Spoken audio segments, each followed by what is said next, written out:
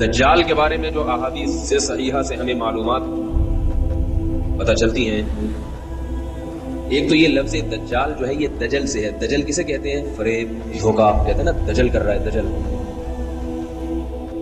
حدیث میں آتا ہے قرب قیامت میں دجال ظاہر ہوگا، اسے اللہ نے طاقتیں دی ہوں گی، بہت ساری قوتیں دی ہوں گی، زندہ کو مار دے گا اور مردے کو زندہ کر دے گا، اور وہ یہودیوں کی مدد کے لیے آئے گا۔ کس کی مدد کے لیے؟ اسرائیل کی۔ عجیب بات ہے کہ آج یہودی بھی دجال کا ہم سے زیادہ انتظار کر رہے ہیں۔ وہ اسے یہودیوں کے لیے نجات دہندہ سمجھتے ہیں، کیونکہ ان کی کتابوں میں پیش گوئیاں ہیں۔ اس سے محمد صلی اللہ علیہ وسلم کی صداقت کا بھی پتہ چلتا ہے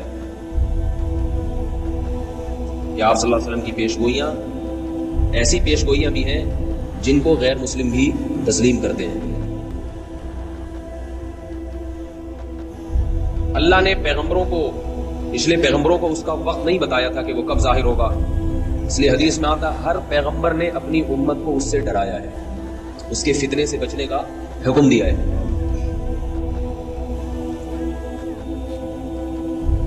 لیکن محمد صلی اللہ علیہ وسلم کے دور تک وہ نہیں آیا، یہ اس کی علامت تھی کہ وہ کس امت میں ظاہر ہوگا؟ محمد صلی اللہ علیہ وسلم کی امت میں۔ اس کا فتنہ ہوگا کیا؟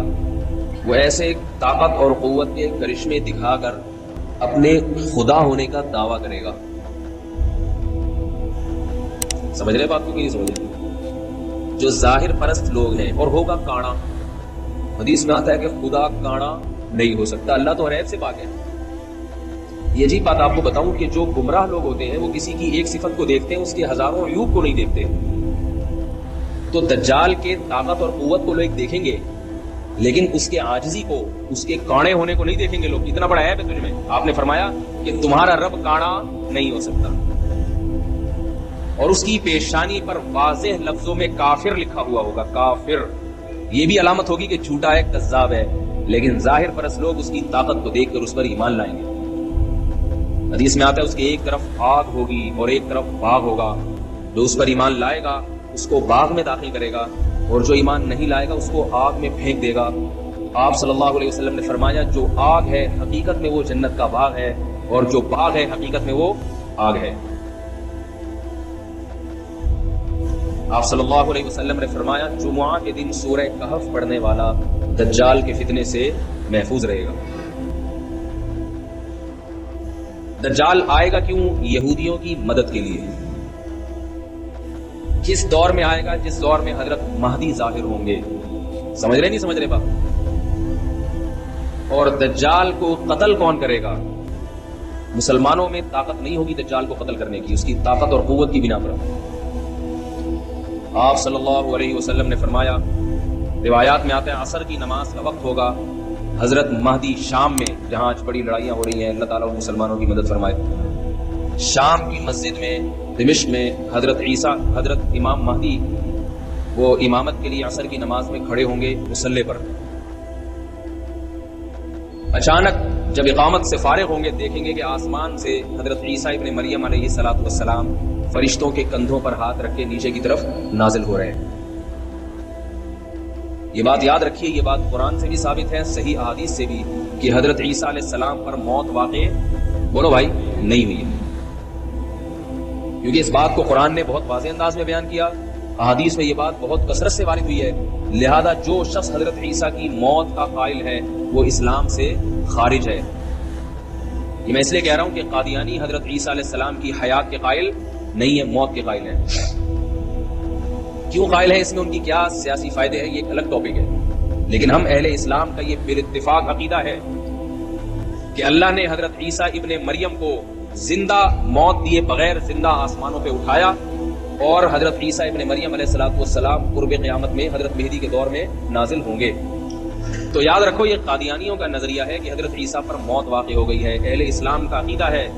قرآن میں بھی اللہ نے فرمایا بل رفعہ اللہ الیہ، فرمایا وما قتلوہ وما صلبوہ، عیسیٰ کو نہ قتل کیا یہودیوں نے، نہ صلیب پر لٹکایا، جس کو صلیب پہ لٹکایا تھا وہ حضرت عیسیٰ کی شکل کا کوئی آدمی تھا. اللہ نے معاملہ ان پہ مشتبہ کر دیا اور حضرت عیسیٰ کو اللہ قرب قیامت میں نازل کریں گے. تمام اہل کتاب وَإِن مِّنْ أَهْلِ الْكِتَابِ إِلَّا لَيُؤْمِنَنَّ بِهِ قَبْلَ مَوْتِهِ، حضرت عیسیٰ کی موت سے پہلے اس وقت جتنی عیسائی ہوں گے وہ تمام کے تمام حضرت عیسیٰ کے ہاتھ پر اسلام قبول کریں گے. اور رسول اللہ صلی اللہ علیہ وسلم نے فرمایا جب حضرت عیسیٰ علیہ السلام نازل ہوں گے قرب قیامت میں تو حضرت مہدی ان کے اکرام میں مصلی ان کے لیے خالی کر دیں گے. حضرت مہدی حضرت عیسیٰ کے لیے مصلی خالی کر دیں گے کہ آپ نماز پڑھائیں. اس سے پتہ چلتا ہے کہ اگر کوئی بزرگ آئے تو امام کو چاہیے کہ اس کے اکرام میں، اگر وہ بزرگ امام سے اوپر والے مرتبے کا، اس کے اکرام میں اس کو نماز کی پیشکش کریں کہ آپ نماز پڑھائیں. حضرت عیسیٰ علیہ السلام اس پیشکش کو مسترد کر دیں گے اور کہیں گے کہ اس کام کے لیے اللہ نے تمہیں ہی منتخب کیا ہے. کیوں؟ اس لیے کہ حضرت عیسیٰ اگر امامت کر لیتے تو یہ اس کی علامت ہوتی کہ محمد صلی اللہ علیہ وسلم کی بجائے اب حضرت عیسیٰ علیہ السلام اس امت کے نائب ہیں. اس میں اشارہ کر دیا کہ نہیں، اس امت کے امام اب بھی محمد صلی اللہ علیہ وسلم ہی ہیں اور انہی کے امتی ہی امامت کریں گے. بتا دیں گے میں امامت کرنے کے لیے نہیں آیا. پھر کیوں آئے بھائی؟ کیوں آئے؟ یہودیت سے انتقام لینے کے لیے. سمجھ رہے ہیں بات کو؟ اور اس امت کو اللہ نے جو کام دیا ہے لِيُظْهِرَهُ عَلَى الدِّينِ كُلِّهِ، کہ یہ دین تمام ادیان پہ غالب آ جائے، اسلام کی حکومت پوری دنیا پہ قائم ہو جائے. اس دین کی تکمیل میں چونکہ سب سے بڑی رکاوٹ یہودی ہے، لہذا اس یہودی کے خلاف علم جہاد بلند کرنے کے لیے یہ پیشگوئیاں محمد صلی اللہ علیہ وسلم 1400 سال پہلے کر رہے ہیں. اور آج اگر دنیا کے حالات دیکھیں، آپ دنیا کے حالات دیکھیں تو آج زمینی حقائق بتا رہے ہیں کہ اسلام کا سب سے بڑا دشمن کون ہے؟ اسرائیل ہے، جو امریکہ کو استعمال کر رہا ہے اپنے مفاد میں، برطانیہ اور امریکہ کو، اور امریکہ اسرائیل کے مفاد میں استعمال ہو کے اپنے آپ کو بھی برباد کرتے چلے جا رہے ہیں. یہ نہیں دیکھ رہے کہ ہمیں اس سے کیا نقصان ہو رہا ہے. حضرت عیسیٰ علیہ السلام نازل ہونے کے بعد محمد صلی اللہ علیہ وسلم نے ارشاد فرمایا عصابتان من امتی احرزهم اللہ من النار، عصابت تغزو الہند وعصابت تغزو مع عیسی ابن مریم. میں سوچتا ہوں کیسے مبارک لوگ ہوں گے جن کو نبی کی زیارت نصیب ہوگی، حضرت عیسیٰ ابن مریم علیہ السلام. کاش اللہ ہمیں بھی ان لوگوں میں شامل کر لے اور ایسے کاموں کی توفیق عطا فرمائے جس سے ان لوگوں میں شمولیت ہمارے لیے آسان ہو جائے. فرمائے میری امت کے 2 گروہ ایسے ہیں جن پر اللہ نے جہنم کو حرام کر دیا ہے. ایک وہ گروہ جو ہندوستان پر حملہ کرے گا جیسے محمد بن قاسم نے کیا، اور دوسرا وہ گروہ جو عیسیٰ ابن مریم کے ساتھ مل کر قتال کرے گا. جہاد کے مخالف لوگوں کو اپنے نظریے پر غور کرنا چاہیے. ایسا نہ ہو جہاد کی مخالفت آپ کو اندھا کر دے اور آپ اسلامی تعلیمات سے پیچھے ہٹ جائیں.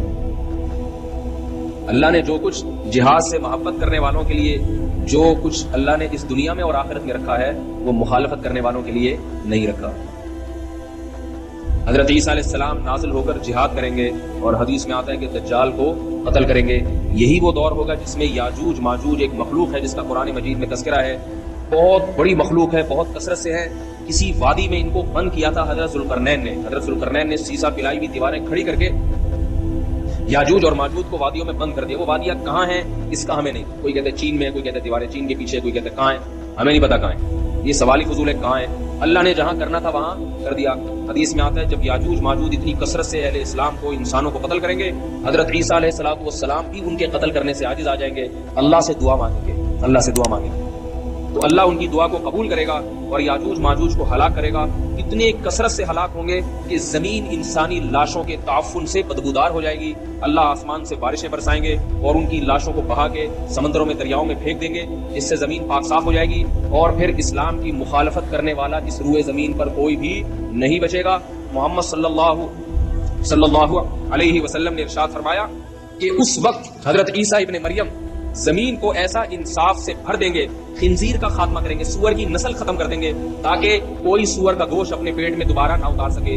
جو مسلمان یورپ میں رہتے ہیں اور وہ کہتے ہیں ہم سے خوراک ہمیں یہاں ملتا ہی سور کا گوشت ہے اور سور کے گوشت کی کوفتے بنا کے کھا رہے ہیں، ان کو میں یہ اللہ کا واسطہ دے کے کہتا ہوں کہ دیکھو سور کتنی گندی اور اتنی ناپاک چیز ہے کہ اللہ نے اس کی نسل کے خاتمے کے لیے ایک پیغمبر کا انتخاب کیا کہ اس کی نسل ختم کرتے ہوئے اگر اس کے کھانے کی کچھ بھی گنجائش ہوتی تو حضرت عیسیٰ کی ذمہ داریوں میں سے یہ ذمہ داری نہ ہوتی کہ سور کی نسل کا خاتمہ کر دیں گے.